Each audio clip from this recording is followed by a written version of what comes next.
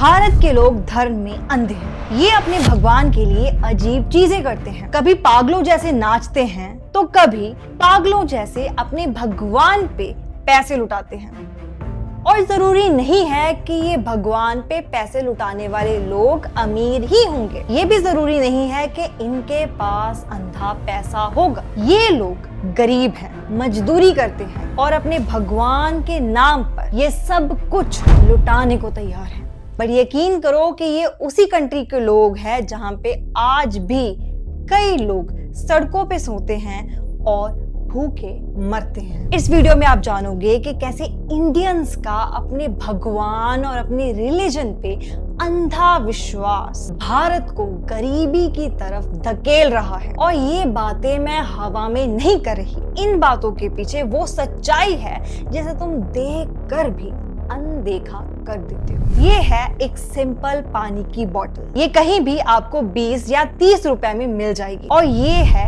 काऊ urine. इसका price है 100 rupees per bottle.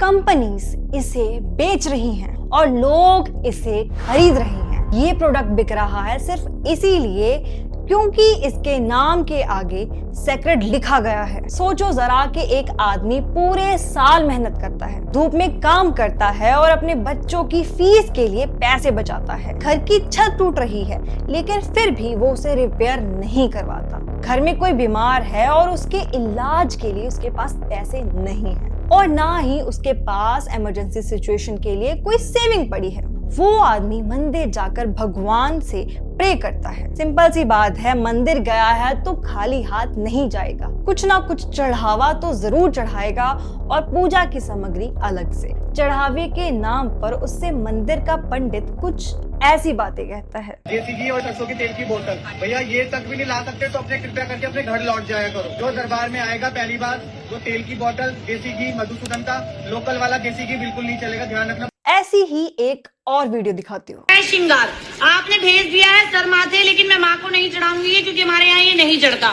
ना तो ये वाली रबड़ बैंड कोई लगा सकता है, ना ये वाला काजल। इन दोनों वीडियोस को देखने के बाद एक पढ़ा लिखा समझदार आदमी यही सवाल पूछेगा कि वो जो चढ़ावा मंदिर में दे रहा है वो ये खुद के लिए कर रहा है, अपने भगवान के लिए कर रहा है, या फिर भगवान के नाम पर लूटने वाले इन लुटेरों के लिए। अयोध्या का राम मंदिर, जहां पे लोगों ने अपने भगवान को भर भर के चढ़ावा चढ़ाया और जून 2026 में ये सामने आया कि लोगों के ट्रस्ट के साथ खेला गया है। जो पैसे मंदिर को दान दिए गए वो वहां के कर्मचारियों ने गायब करने शुरू कर दिए। और कितने हैं ये पैसे?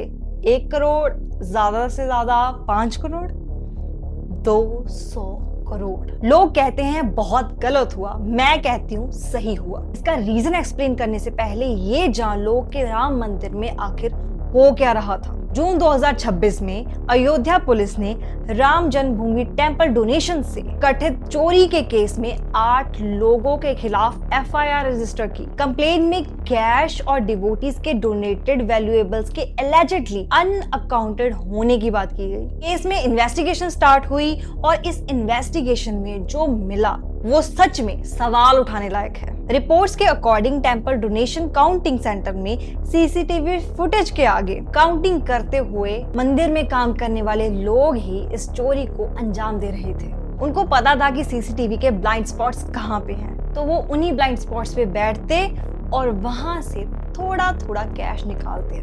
और अगर रिपोर्ट्स देखी जाए तो ये थोड़ा थोड़ा पैसा हर दिन 6 से 8 लाख रुपए तक होता था। पुलिस ने इस केस में इन्वेस्टिगेशन करके 79 लाख का कैश पकड़ा है। और चोरी सिर्फ कैश की नहीं हो रही थी। अप्रोक्सीमेटली 11 ग्राम गोल्ड, 375 ग्राम सिल्वर और 1000 से ज्यादा यूएस डॉलर्स रिकवर किए गए।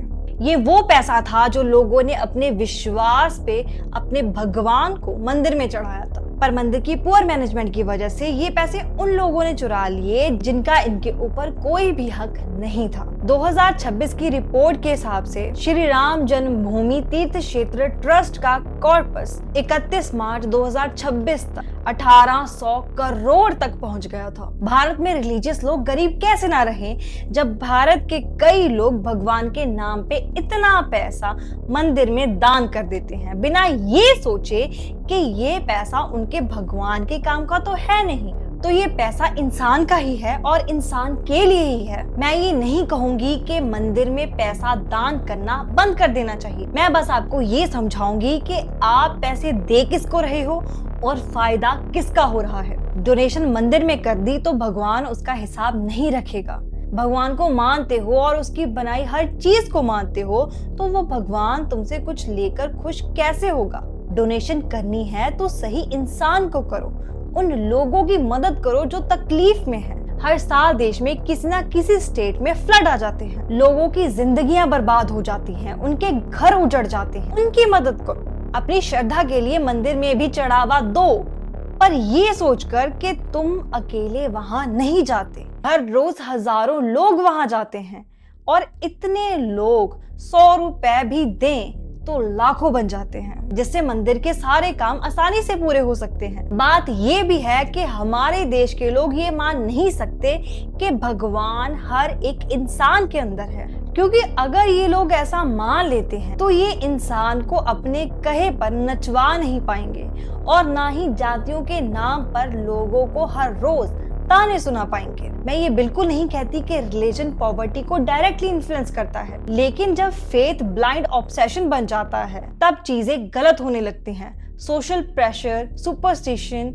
और अनअफोर्डेबल रिलीजियस स्पेंडिंग्स लोगों को कंगाल कर देती है। यही फेथ गरीब फैमिलीज की फाइनेंशियल वल्नरेबिलिटी को और भी ज्यादा गहरा करता है। हम किसी भी मंदिर में जाते हैं तो वहां पे लगी दुकानें हमें इन्फ्लुएंस करती है कि हम भगवान के लिए कुछ ना कुछ लेकर जाएं। अपने फेथ के लिए पैसा या चढ़ावा चढ़ाना कोई गलत बात नहीं है, पर उसके पीछे ये ना समझना कि कैसे तुमको इन चीजों को करने के लिए इन्फ्लुएंस किया जाता है, ये तो सीधा ही आंखों पे पट्टी बांध लेने के बराबर है। और देखा जाए तो हम रिलीजन को पूरी तरह से ब्लेम नहीं कर सकते, क्योंकि भारत की इकोनॉमी का एक हिस्सा रिलीजियस टूरिज्म से भी आता है। रिलीजियस टूरिज्म इंडिया में जॉब्स क्रिएट करता है। इवन 2025 तक ऑफिशियल्स ने एस्टिमेट किया है कि काशी विश्वनाथ धाम से कनेक्टेड टूरिज्म उत्तर प्रदेश की इकोनॉमी में रफली 1 लाख करोड़ की इकोनॉमिक कंट्रीब्यूशन देता है।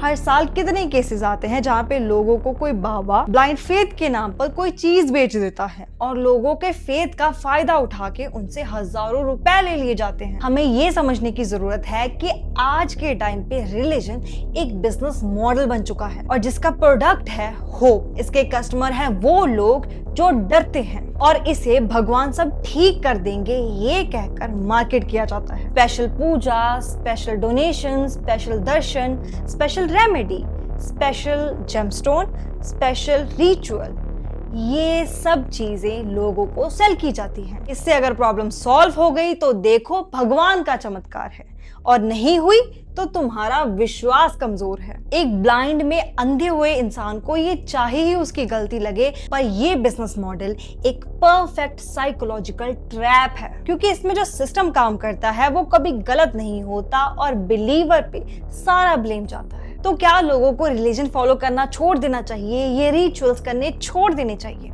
नहीं, बिल्कुल भी नहीं। आप डोनेशन करना चाहते हो, करो डोनेट, पर डोनेट करने से पहले एक बार सोचो कि आप डोनेट कर किसे रहे हो और इससे फायदा किसको हो रहा है। अयोध्या की कंट्रोवर्सी के बाद इंटरनेट पे काफी लोग तुम्हें कहेंगे कि डोनेट करना ही बंद कर दो, और मैं कहती हूँ डोनेट करो, पर जहां पे तुम अपना पैसा लगा रहे हो, अपना विश्वास लगा रहे हो, वहां से अकाउंटेबिलिटी जरूर मांगो। अगर किसी टेंपल में करप्शन हो रहा है तो हिंदू को उस करप्शन के अगेंस्ट बोलना होगा। अगर मस्जिद में कोई करप्शन कर रहा है तो मुस्लिम को सवाल उठाने होंगे। अगर चर्च में करप्शन हो रहा है तो क्रिश्चियन को क्वेश्चन करना होगा। अगर गुरुद्वारे में करप्शन हो रहा है तो सिख को उठ के सवाल उठाना होगा, क्योंकि अगर कोई इंसान अपने विश्वास के लिए मंदिर में पैसा चढ़ा रहा है तो वो पैसा उसके फेथ के लिए उन लोगों तक जाना चाहिए जिनको उसकी जरूरत है। एक रिलीजियस पर्सन और एक ब्लाइंड बिलीवर में फर्क सिर्फ इतना होता है, एक रिलीजियस पर्सन कहता है